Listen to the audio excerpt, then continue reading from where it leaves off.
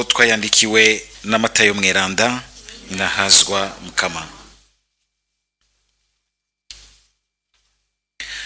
Buno nyene Yezu akivugisha ishengero nyina na bene wabo ngabo kwirembo bashaka ijambo.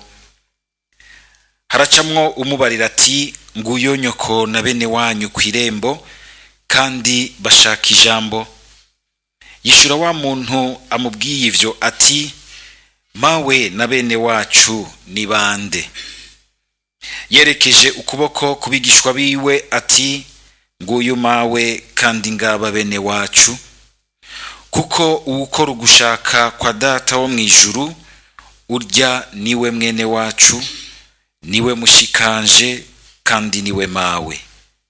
Dushimagize iyi nkuru nziza ya Kristo.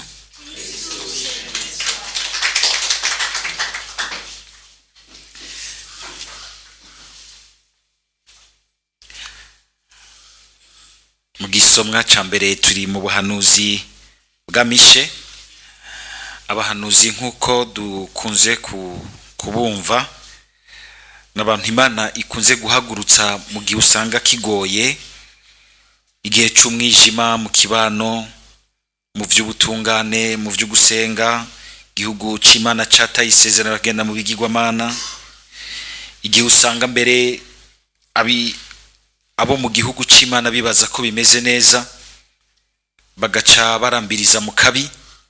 Imana igahagurutsa umuhanuzi kugira ngo ibarungikire ijambo ryo kubakangura kugira ngo ntibagume bikwegera ko amahano y'ibibi usanga baba batuyemwo. Ijambo ry'ubuhanuzi kenshi riraza gutyo, ukamenga hari igihe umenga umuntu arimenyereye, umenga amerewe neza muri we, ariko ugasanga aciye asinziriramwo, agasanga yasamaye ikibi kikamwinjirana. Ariko kandi n'igihe bishitse igihugu ugasanga gisa n'icihebuye, gisa n'ikiriko kiracantu hagoye n'ubundi hababaza, kuko hagiye tuko turavuga ibintu bitugerageza. Ibitugerageza biri mu mico ibiri. Hari bitugerageza nk'ivyaha, nk'inyosha mbi, ariko kandi hari bitugerageza nk'ibitubabaza nubwo bitabidushize mu caha, bigashobora navyo rero kuremera ubuzima, umuntu akakwa kwihebura.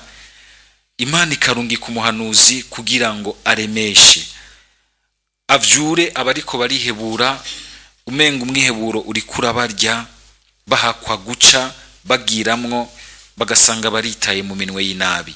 Hari ibicumuro tugwamwo dukora kubera kuremerwa n'ibibazo by'ubuzima bwo kubaho kwa misi yose. Gasanga ari umuntu yabaye igisuma, atari ukubwiwe yahisemwo kubigisuma, mugabo akabona umenga arugarijwe hose arabuzasaganiriza akabigisuma. Nk'umwana wo mwibarabara kumusaba ngo ave mu mwana agororotse yarerewe ngaho makarti y'abantu barya bagahaga, nawe yakuriye mwibarabara ushaka ave mu iki kindi. Ubuzima bwamwubaguye gutyo. Abo bose Imana ikagaragaza yuko ibagira ku ijambo rikomeye ry'umugambi wayo. Bivuga yuko Imana iritwararitse ikama ifise ijambo, kandi ijambo ririmwo ubuzima mu bihe byose umuntu ashobora gucamo. Ijambo ry'Imana twumvise muri iki gisomwa cy'uyu munsi, turumvise Mishe azi imbere y'Imana agasenga. Abahanuzi nubwo bavuga rimwe rimwe amajambo akaze, amajambo rimwe rimwe mukamagira ati ngo narabatemaguje amajambo yanje, s'abantu menga bagomba kubabaza, s'abantu bagomba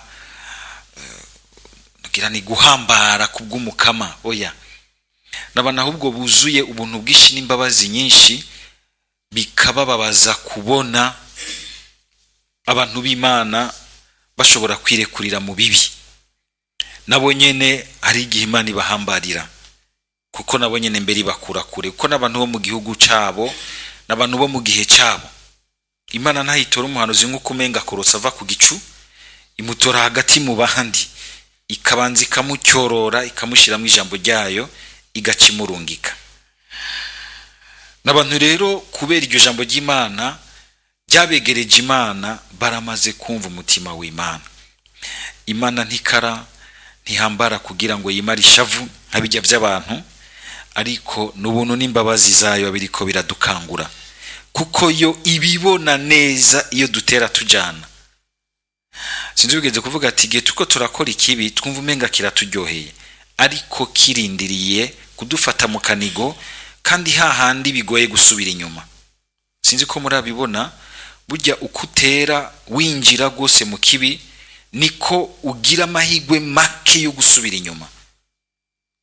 Ari naco gituma umuntu akangutse akaronka agaco na gatonya, kuko hari ahantu haba ariko arinjira vyiza yikangure nyene ego akabure. Kumwe Paulo abwira Timote ati kabura inema wahawe igihe nakubika kubiganza, ikangura usubira inyuma hakiri kare bigishoboka, kuko harazi igihe ikibi kikuzinguriza ugasanga gusubira inyuma biragoye, kandi ibyo birashoboka rero kubw'imbabazi z'Imana. Igihe uyu muhanuzi Mishe tumwumva ariko arasenga hamagara imbabazi z'Imana, n'ivyo ni hamwe kandi Yezu arakungana bitubwira agira ati tutari kumwe ntaco mwo kwishoboza. Hari ahantu umuntu menga ashobora gushika akanigana nogira nti n'ikibi mu bubisha bwaco, mu bukomezi bwaco, mu ruyeriyeri rwaco, nogira nti mwisiga bwenge ry'igicumuro, cyo twita le mystère du péché. Murambona rimwe n'abantu baza kwirega, kabona yuko ageze ahantu atari ukwizigira imbabazi z'Imana, kumva ati aha ntaho nshobora kwikura, n'Imana ishobora kuhankura. Umuhanuzi mu kubona ingene Imana, mwumvise ingene agaruka kagira ati yoboza abantu bawe inyobozo yawe bwa bushoboziye nka kumwe wabigize mu gihe twava mu Misiri, akiyibutsa ivyiza Imana yagiragira igihugu cyayo, mugabo igihugu c'Imana bikanka kikaguma gisubira kugwa, ariko akumva ko Imana nahiguma kigwa yoyo ntikihinduka ngo ireke kugira imbabazi, iguma igira imbabazi kuko nikwimeze. Hari igihe ukoma umuntu ariko arifata gucanya kugira ngo je ngo nikomeze, none ngo ugomba ngo mere gute ngo nikomeze, n'Imana nikwimeze. Si Imana ihimbagwa no kwimara ishavu mu guhana. Aha muri Bibiliya mu bwuzure bwa kera rero, nako ubwuzure bwa mbere bavuze la colère de Dieu, ishavu ry'Imana. Nimwibaze ngo nakujya munamaze kubona abapapa bamwe barandamuka n'ishavu, gatukagura nk'umugore wiwe agatera gwaserera mu nzu, si kurya beshi baca bicapurira Imana kujya. Aha mu bwuzure bwa mbere bavuze ishavu ry'Imana, bagomba kuvuga cyane n'ingaruka z'ibicumuro dukora. Burya hariho gukora ibicumuro, hakabaho n'ingaruka. Mu bwuzure bwa mbere bataratahura gose muri Yezu Kristo, babona umenga Imana dukoze ibicumuro ikidusuka kwishavu igacirenza kw'amahano. Mugabo ugiye kuraba, Imana ntishobora kurema ibintu bibi. Ibintu bibi biremwa nuko tutagumye mu neza n'ingaruka zavyo rero. Ahubwo Imana yije igakoresha ijambo rikara, igashaka ko tugarukira hafi ngo ntitwigwize ko amahano y'amabi dukora. Burya igicumuro dukoze bwa mbere muri cyo ni kibi, ariko inyuma yaco kandi kibitsa amahano akwegana naco, cuguruye ahantu habi, ibibi biguma biseseka vyisuka, kandi Shetani nayo igihe dukoze nabi itwumvamwo nogira ntumwaku wayo, igashobora kudushikira bibangukiye. Bijya rero bishika mu nyuma rero, nivyo mu bwuzure bwa mbere bagira bati n'amahano y'Imana, ni shavu ry'Imana gisutse ku gihugu cyayo, ariko ahubwo yo ikarondera gukiza igihugu mu kukigirira ikigongwe, mu kugikiza amahano yandi agiye kuza.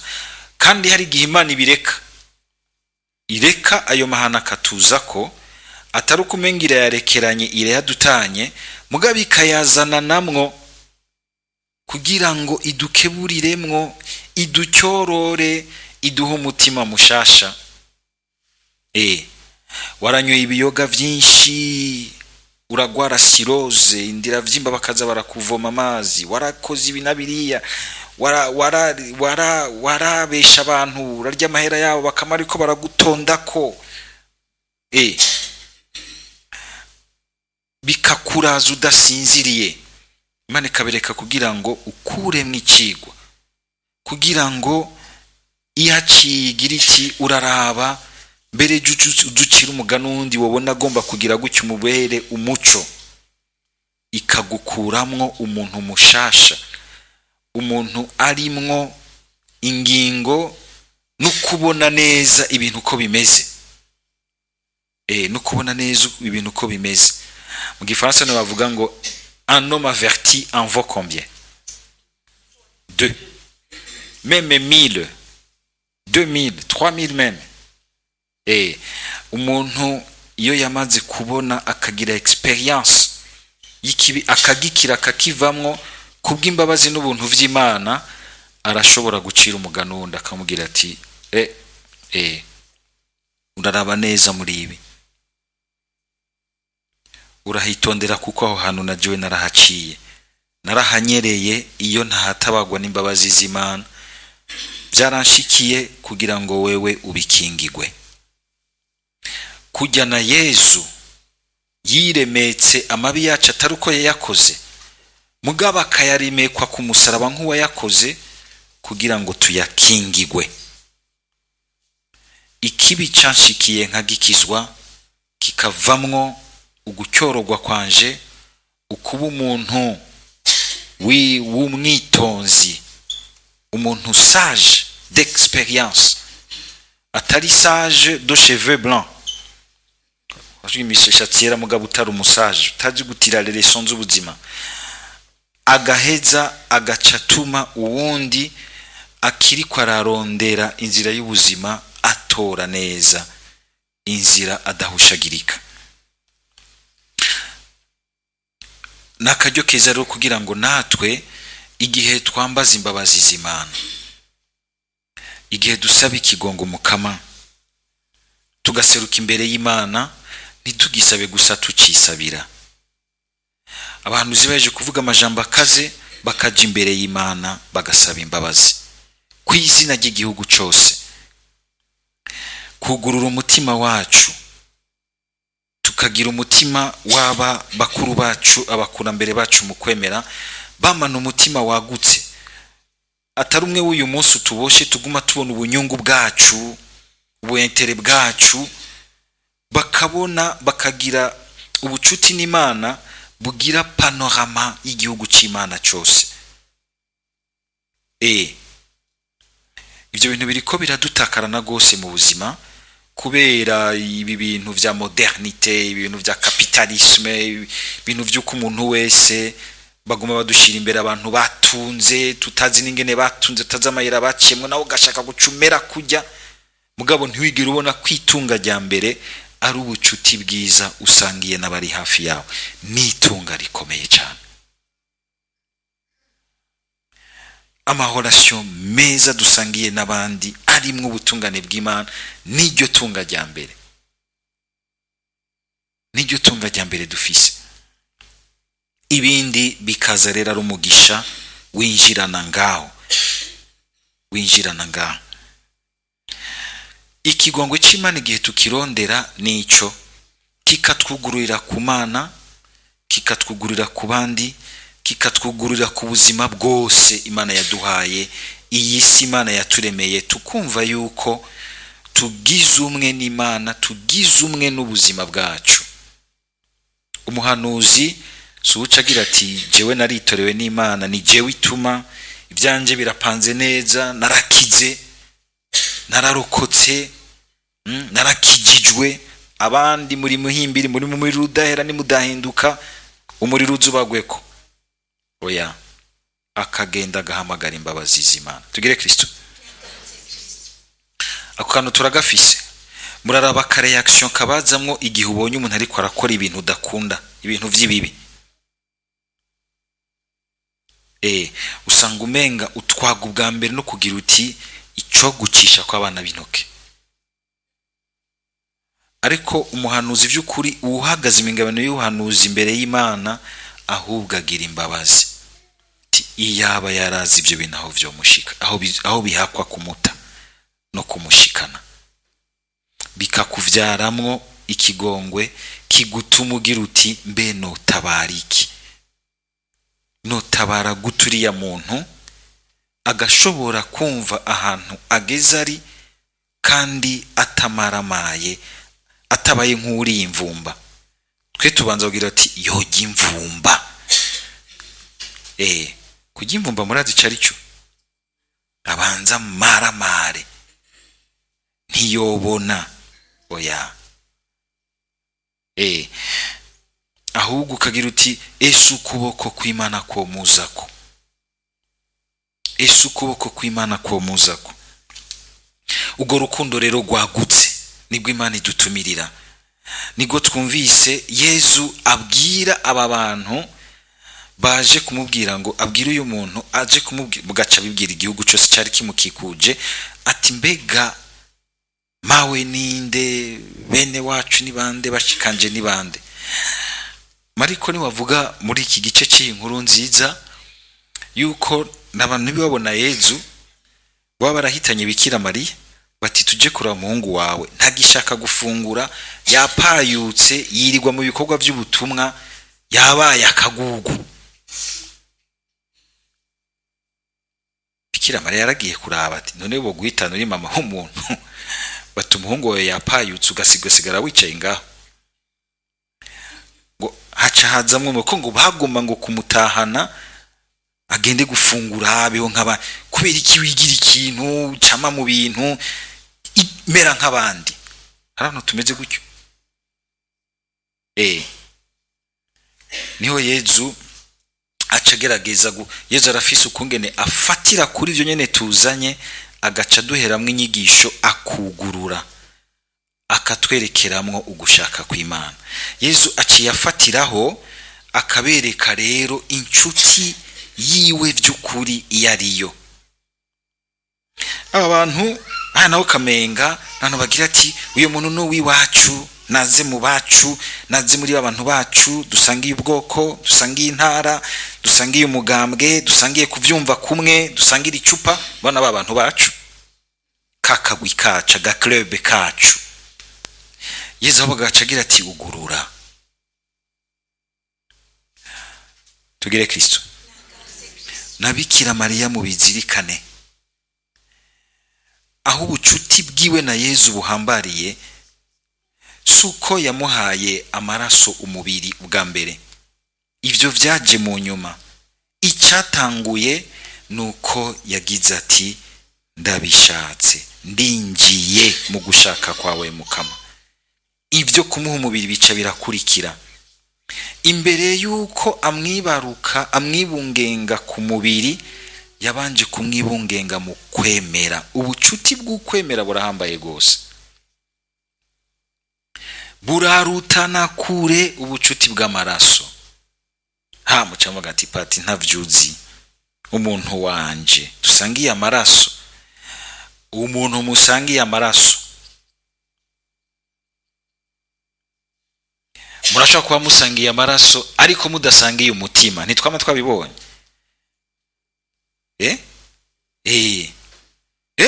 Ngujya ngo nuwa mu bwoko bwacu, mugabe jaka kwiruka kakakwicisha musangiye ubwoko.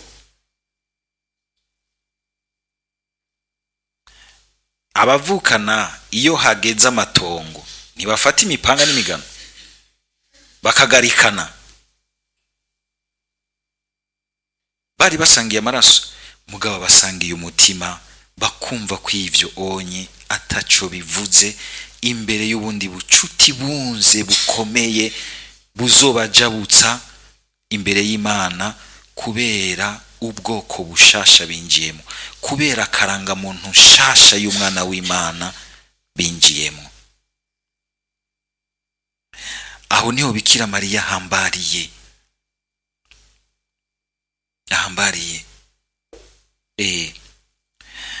ko ubwa mbere na mbere yadugijwe akaninahazwa kubwo bugamburutsi bwiwe, kubwo kwinjira wese mu gushaka kw'Imana. Igihe nanje rero ninjiye mu gushaka kw'Imana, igihe witwararika kukurangura, ubu baye umuntu ari hafi gose na Yesu, ubu mwibungenze muri wewe, ubu muvyaye muri wewe, umubereye inshuti shika. Wowe mariye iki ngo dusangiye amaraso ataco uri busangire nanje mu mutima? Ntashobora kukwitura ngo unyakire unyumvirize wumve yuko twegeranye hari ico dupfana mu Mana.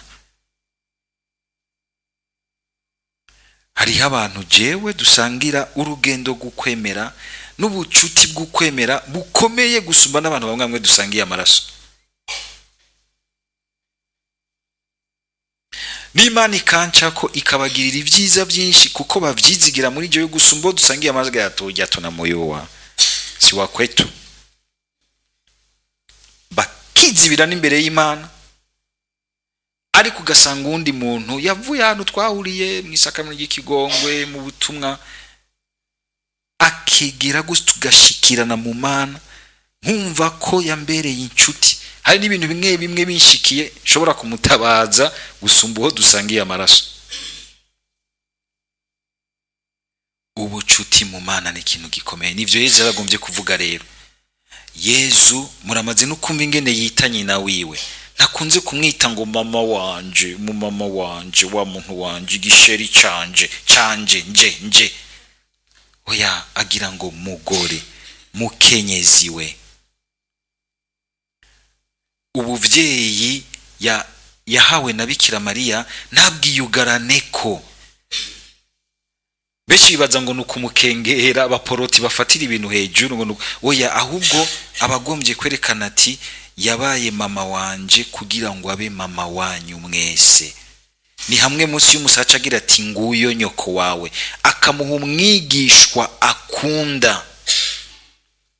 Umwigishwa wese agomba kuba inshuti ya Yesu, Yesu akamuha mama wiwe. Namubwira ati ni mama wanje, subi wawe n'uwi wanje, bimwe by'abana batonya mama wanje. Oya,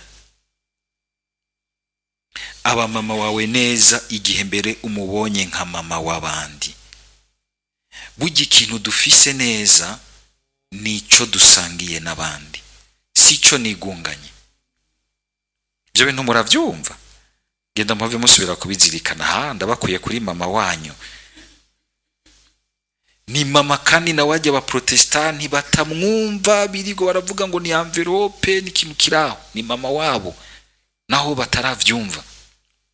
Ukabura vyumva hakiri kare ukababera mu ngoro kugira ngo nabo munsi urizina baze bavyumve, baze bakire ubwo bucuti buryoshe. Dusamukama kugira ngo natwe tugere Kristo. Iri jambo ry'Imana lituvure bya bikomere dufise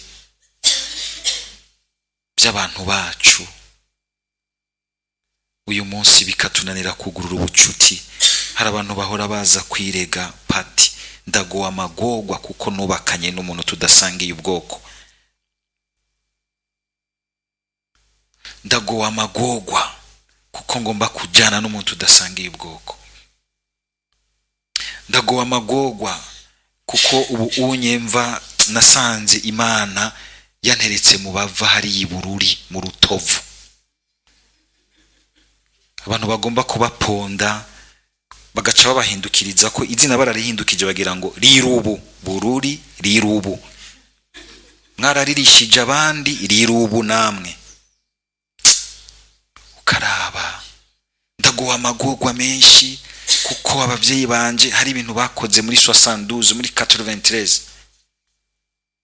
muri 2015. Umuntu atazi niyo bitaye umutwe akabandanya vyishura atazi n'ivyo ari byo, kubera ko tutareka ubucuti bwa Yesu ngo butuvure ngaho. ubucuti na mama Marie butuvure. Ugasanga umuntu aracavuga mwaramutse Mariya ari mwinzigo y'amacakubiri, ntaco uri kuravuga, uri kurata umwanya wawe. Aya majambo ashika kure, atuvura ibintu vyo guhagusa amafaveur n'amaprivilege abantu twajanye mu rugamba ngo abaririye ku mutoto. Ivyo vyaraheze, jabuka, kuko ugumukorera ku kintu cagutwaye kugwana, utumva yuko bahubwo wo kubaka. Abantu tutemera kandi ukavuga yuko dushira Imana imbere, mugabo ugasanga turacaboshwe n'ibintu bihitiye bikatunanira kujabuka ngo twinjira ahandi hantu heza, kuko tutemera ngo amajambo y'Imana atuvure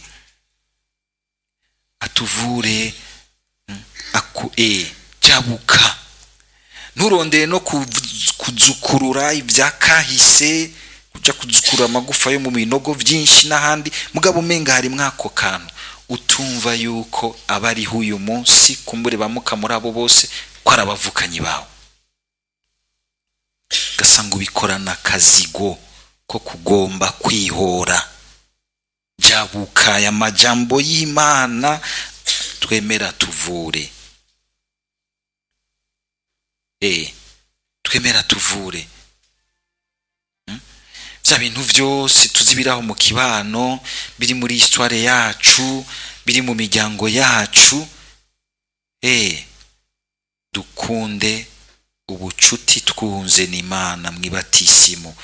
Hamwe data yavuga ati uyu munsi nawe nakwibarutse, hamwe umusaseredoti agira ati fini désormais, uri kiremwa gishasha mu izina rya Data Mwana na Mutima Mweranda. Buheze buterure budugane muri nazwa bw'Imana, bwa buhutu bwacu, bwa bututsi bwacu, bwa butwa bwacu, bwa bucangatirane muri abo bose. Hari abacanze bose mukaza barakwegera bati we uri ngaha nawe uri ngaha, kubera iki mushiraho nashaka ngo yango niko bimeze mu Burundi, uri ngaha. Bituvure bwa bururi bwacu, Ubunyarutovu, Bunyamuramvya, ubu bigeze Makamba, Geta, Rutana. Tubikire biduge ivyo situmve yuko ni ingabirano y'Imana, mugabe igihe tugiye kuvyiyugaranamwo nituvyugurure mu bucuti na Yezu. Yezu arashobora kubaza ati mbe burya ni bande muvukana vy'ukuri?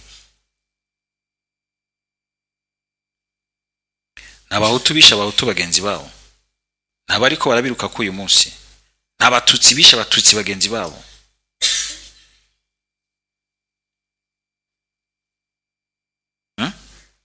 Turigwa turabibona.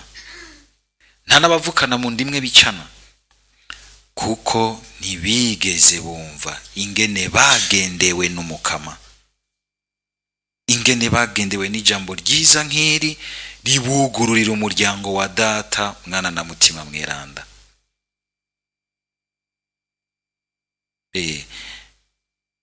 Umukama tuvure kandi dusabe ikigongwe vy'ukuri kuri ivyo bintu vyose twagiye turumva, twagiye turabona, twagiye turabamwo. Umukama vy'ukuri atuvure, twibarukire igihe cacu n'igihe kiri imbere, intumbero nshasha. Dukire atari vyo gukira ngo tugwije ibintu, ariko dukire kuko ubuntu bw'Imana bwatugwiriyemwo. Amen.